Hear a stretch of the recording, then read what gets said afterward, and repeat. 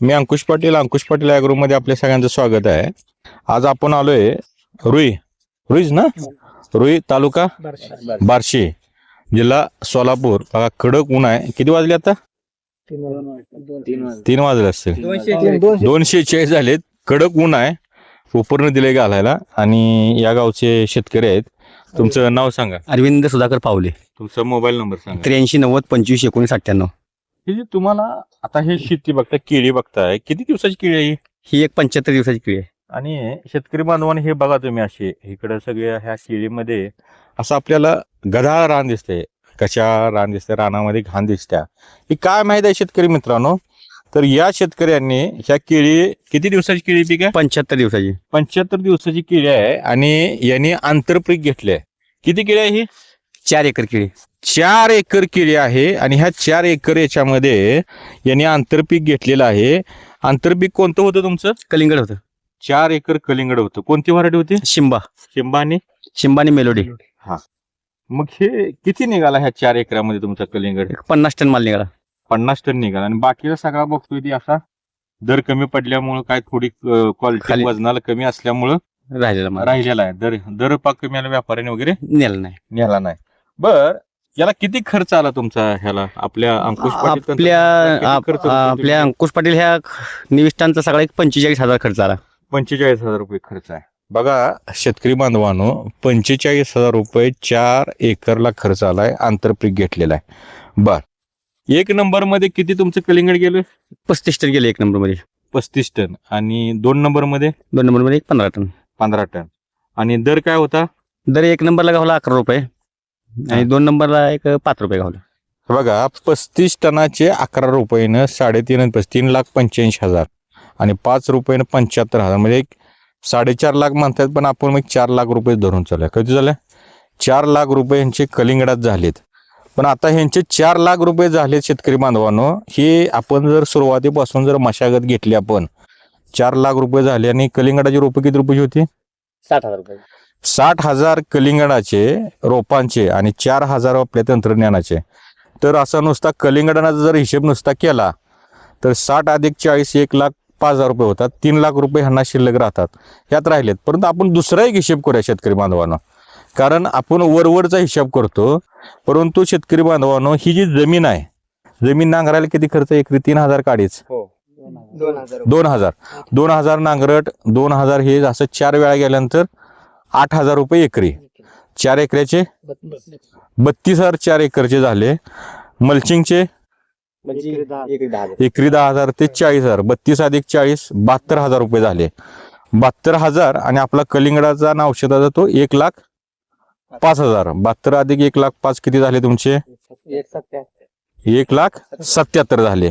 1,77,000. ड्रिपचे किती झाले? पेप्सीचा आपण एक 10,000 रुपये धरतो आपण. किती? 40,000. 1,77,000 अधिक 40 2,17,000 झाले. 2,17,000. आणि ही केळीची रोपं किती रुपयाची आहेत तुमची? 4,000 रोप आहेत. 80,000 रुपयाचे आहेत. 2,17,000 अधिक 80 2,97,000. आणि काय खर्च आहे तुमचा?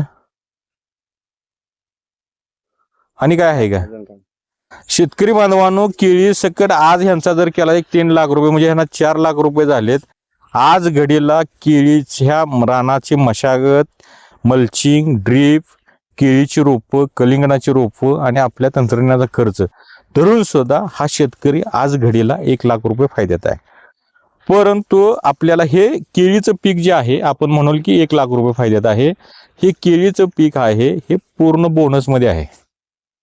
केळीचं पीक यांचं पूर्ण बोनसमध्ये आहे. जर तुम्हाला आपण म्हणतोय 30 वगैरे जाऊ द्या, कमीत कमी 20 किलोच धरला आपला घड. किती? 20 किलोच घड धरला आपण तरी एक, आणि 5 रुपये दर आपल्याला 20 पण लागेल 22 पण लागेल, तो विषय वेगळा. बरोबर आहे. आपण कमीत कमी धरायला पाहिजे. कमीत कमी ज्यादा आपण काय करायचं, एवढं होईल तेवढं होईल. 20 मिळालं तर आपलेच पैसे आहेत. कुठं? कमीत कमी 5 रुपये धरला तर एक 100 रुपये एका झाडाचे 4,000 झाडाचे 4 लाख रुपये येणारा यांना वर्षाला हा निव्वळ नफा हा 4 लाख रुपये असेल. जर 10 रुपये दर लागला तर यांना 8 लाख रुपये फायदा असेल. जर 15 रुपये जर दर लागला तर यांना 12 लाख रुपये फायदा असेल. म्हणजे कॅल्क्युलेशन जे आहे, तर शेतकरी बांधवांनी हे कॅल्क्युलेशन घेणं फार गरजेचं आहे. आणि घड ज्यादा निघाला, तिथचा भरला, हा भरला, तर तो एक्स्ट्राच पैसे राहतील. आणि तुम्ही याच्यामध्ये कोणतं पीक घेणार आहात? आता आता याच्यामध्ये आता ह्याच्यामध्ये टमाटर लावायचं नियोजन आहे. टमाटा लावणार आहे. कोणती व्हरायटी लावणार आहे? शाहू शाहू लावणार. किती झाडं बसतील तुमचे टोमॅटोचे? एक 4 एकरमध्ये बसतील एक 60,000 झाडं. बघा, आणि हे टोमॅटो लावणार आहेत.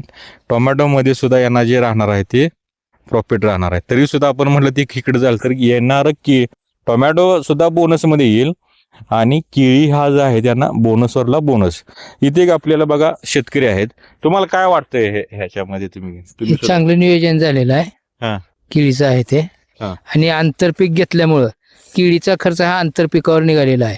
हा. आणि अंकुश पाटील साहेबांचे निविष्ठा वापरल्यामुळं एकदम कमीत कमी खर्च तुम्ही एकदा झालेला आहे. किती खर्च? मी कलिंगड केलं त्यावेळेला पूर्ण लॉस मध्ये होतो, कारण त्यावेळेला विकलंच नाही. पण खर्च एकरी 90,000 खर्च होतो.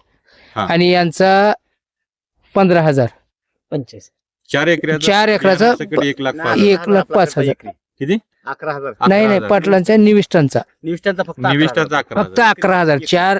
चार एकरामध्ये एकरी 11,000. 11 चौक 44,000. आणि आपलं रेग्युलर मध्ये जर वापरलं तर एकरी 90,000 खर्च होतो. हा. नाही, निविष्ठाचा एक 40,000 रुपये.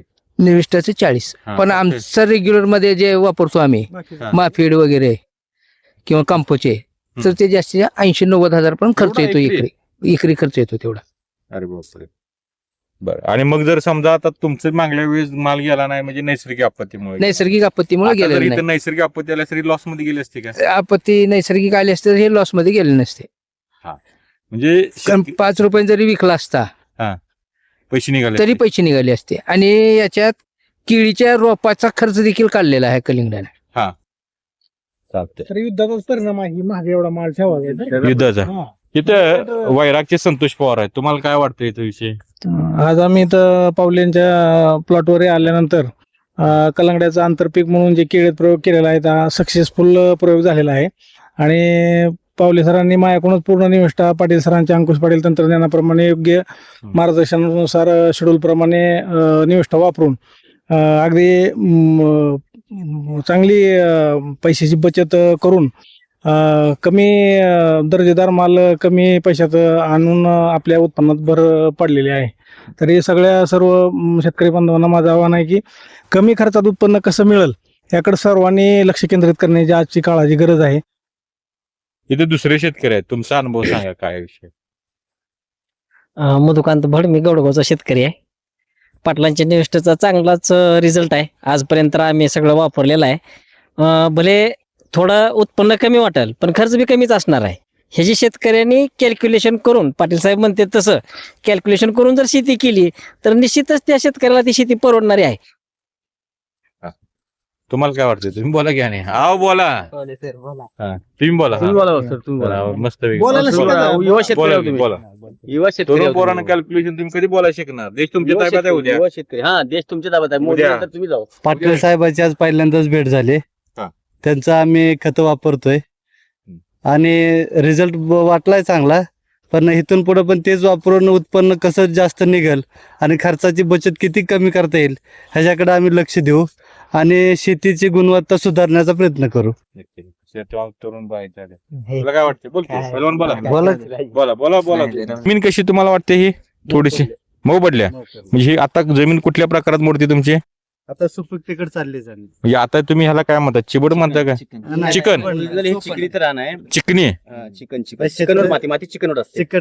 चिकन मातीमध्ये आहे. म्हणजे माती अशी थोडीशी चिकट जास्त असते ना. चिकन चिकट माती आहे. चिकट मातीमध्ये हा प्लॉट हा अतिशय आहे. तरी शेतकरी बांधवांनो आपली जमीन टिकली पाहिजे. माती जिवंत झाली पाहिजे. माती जर जिवंत जर राहिली तरच आपला देश, आपली पुढची पिढी राहणार आहे. माती टिकवून आपल्याला पैसे राहिले पाहिजेत आणि तरच आपली नवीन पिढी ही शेतीकडे वाढणार आहे. आपल्याला फक्त प्रॉफिट राहिलं पाहिजे. जय जवान जय किसान.